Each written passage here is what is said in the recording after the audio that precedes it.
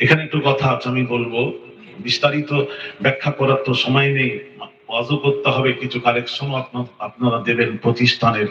খুব খুশি হলাম, মাদ্রাসার ছাত্রকে মাথায় পাগড়ি দেওয়া হয়েছে, সুন্দর লাগলো, তার তেলাওয়াত ভালো লাগলো। এরকম প্রতিষ্ঠান না থাকলে দিন থাকবে না। আমি আসছি, তবে এখানে একটু কথা আছে, তাহলে ৭২ দল যাবে জাহান্নামে, এক দল যাবে জান্নাতে। মোল্লা আলী কারি রাহমাতুল্লাহ আলাইহি মিরকাতের মধ্যে ব্যাখ্যা করতে গিয়ে বলেছেন, ৭২ যে জাহান্নামে যাবে এরা ইহুদি নয়, খ্রিস্টান নয়, নাসারা নয়, অমুসলিম নয়, মুসলমানদের মধ্যে কালমা পড়নে ওয়ালাদের মধ্যে, নামাজ পড়নে ওয়ালাদের মধ্যেই ৭৩ দল হবে। ৭২ যাবে জাহান্নামে, এক দল যাবে জান্নাতে। এখানে একটু কথা আছে, তাহলে ৭২ যে জাহান্নামে যাবে, ৭২-এর ব্যাখ্যা কখনো এক হতে পারে না। এই জন্য ব্যাখ্যা, যেমন ইউটিউব দেখে বের হয়ে, ফেসবুক বের হয়ে তো অনেক কিছু জানা যাচ্ছে। এতে মানুষ, আপনারা বলছেন উন্নতি হচ্ছে,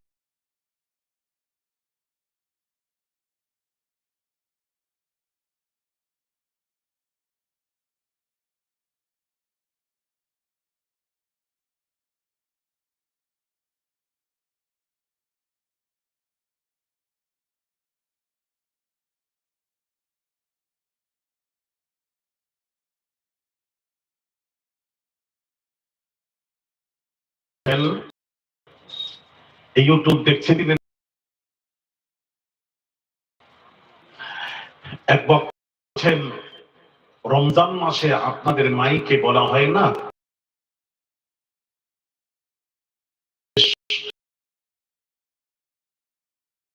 এরকম ঘোষণা দেয় না, মাইকে বলে না। উনি বলছেন এই রকম ঘোষণা দেওয়া হারাম। ইউটিউব করুন, বলবেন নাম কি, আব্দুর রাজ্জাক বিন ইউসুফ, করে দেখুন। তারপরে উনি সমাজ কি দেখবো, তোমরা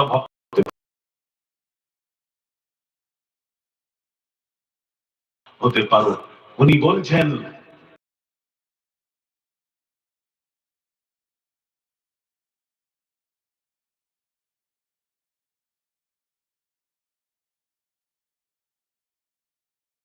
যা বলেছিল খারাপ বলে।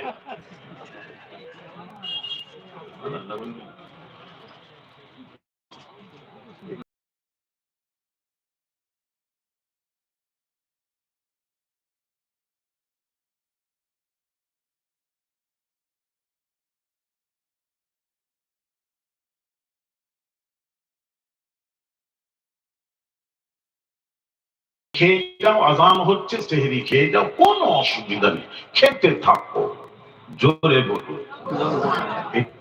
এটা হলো ৭২-এর একের ব্যাখ্যা। কথা বলেনি, কাদের ব্যাখ্যা? ৭২-এর এক, এরাই তো যাবে জাহান্নামে।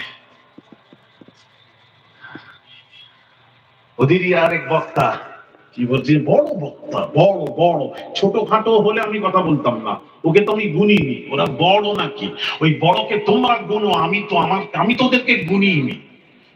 একটা বড় বক্তা দেখো